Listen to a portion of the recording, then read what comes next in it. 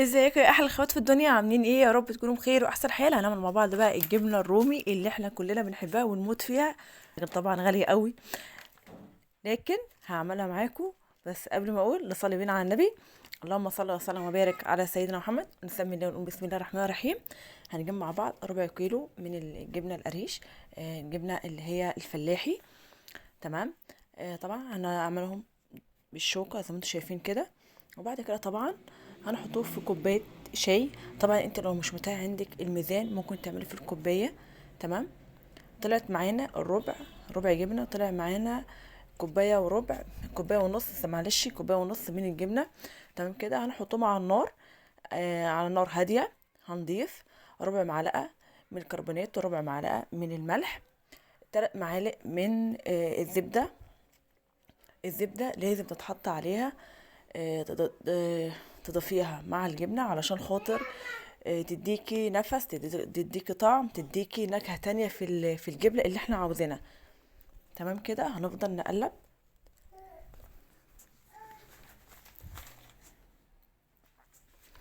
لازم يا جماعة تقلبوا فيها، لازم تقلبوها ومش تسيبوها ابدا علشان خاطر مش تتحرق مننا او تبوظ مننا ولا حاجة. وبعد كده طبعا هنضيف الجبنة بتاعتنا الرومي.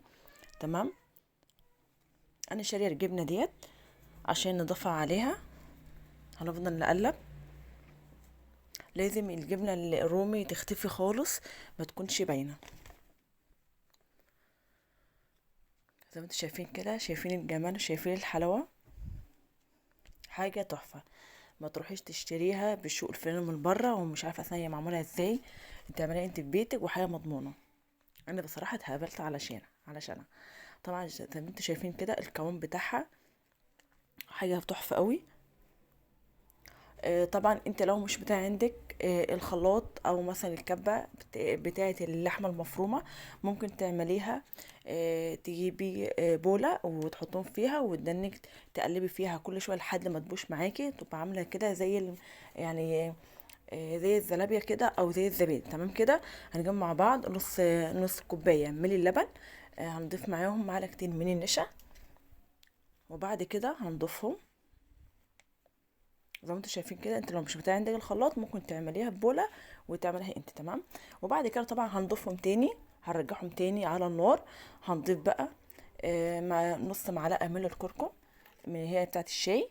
تمام كده. مش عايزين نكتر في الكركم علشان خاطر مش يبان لنا النفس او الريحه بتاعت الكركم. تمام كده. هنفضل نقلب. احنا عاوزينها في الاخر تطلع معانا عجينه، نفس اللي انت بتعملها بالظبط عجينه. بس اهم حاجه يكون النار متهديه عليها زي ما انتوا شايفين كده.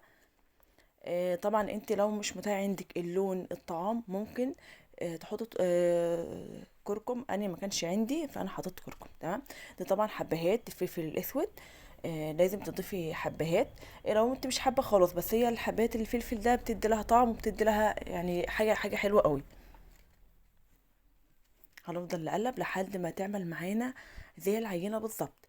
دي طبعا زبده، اللي نحط زبده في البوله بتاعتنا علشان خاطر لما نيجي نقلبها تتقلب معانا على طول. تمام كده. شايفين الجمال؟ يعني حتى شايفين المنظر عامل ازاي؟ المنظر تحفه. دي بقى يا سلام بقى لو حطيتها بقى على الاكل كده، بتعمل اي حاجه ما شاء الله على على الطعم وما شاء الله على الريحه يعني. زي ما انتوا شايفين كده لازم نسويها. وبعد كده طبعا هنغطي عليها كويس. هنجيب بولة تانية هنحط فيها مية. تمام كده. علشان خاطر نضغط على الجبلة اللي احنا عملناها علشان خاطر تطلع معانا كويسة وتطلع معانا متماسكة.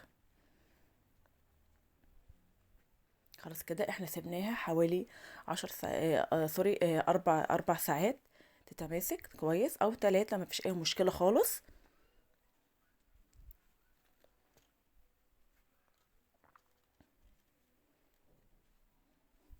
واو على الجمال ما شاء الله. شايفين؟